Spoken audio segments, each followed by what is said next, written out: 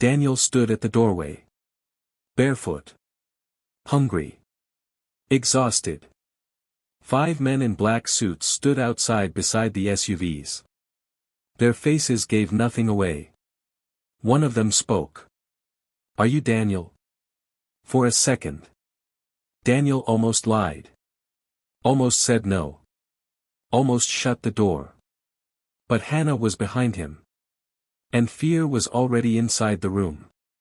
"Yes," he said quietly. The man nodded once.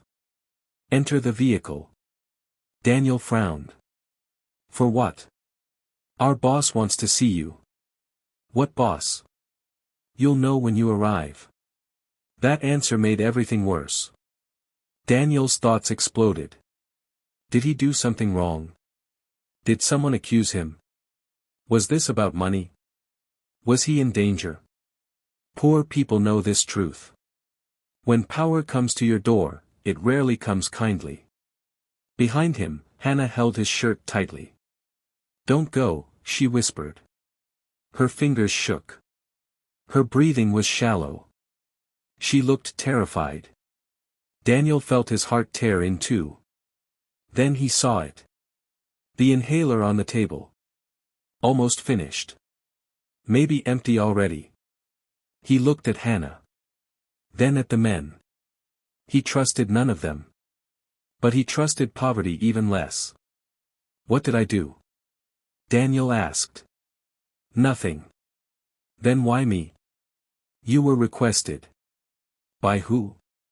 Silence. Only silence. Outside, neighbors crowded around. Doors opened. Windows moved. Children stared openly. Whispers spread fast. "What happened?" "Daniel is finished. Look at those cars. Who wants a poor boy?"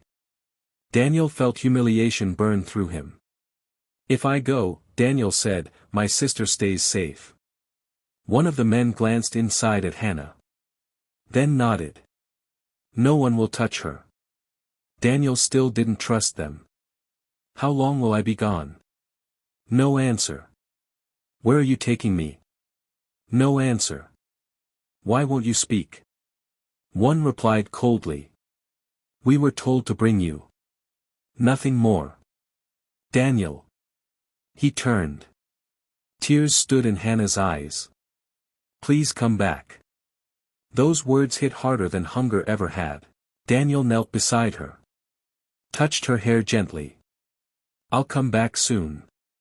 He picked up the inhaler and shook it. Nothing. He forced a smile. "I'll bring medicine too." He stood and walked to the door. Every step felt like betrayal. At the entrance, he looked back once more. Hannah sat alone on the mat. Trying not to cry. The moment Daniel stepped outside, the street went quiet. 5 suited men. 2 black SUVs. 1 poor boy in torn clothes. No one had seen anything like it. One of the men opened the SUV door for him.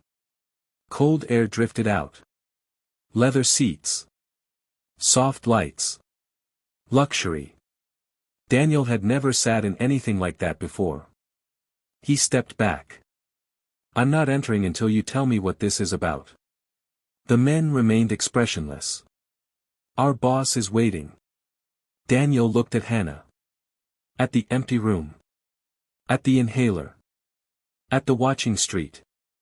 Whatever waited ahead, it could not feel worse than staying behind.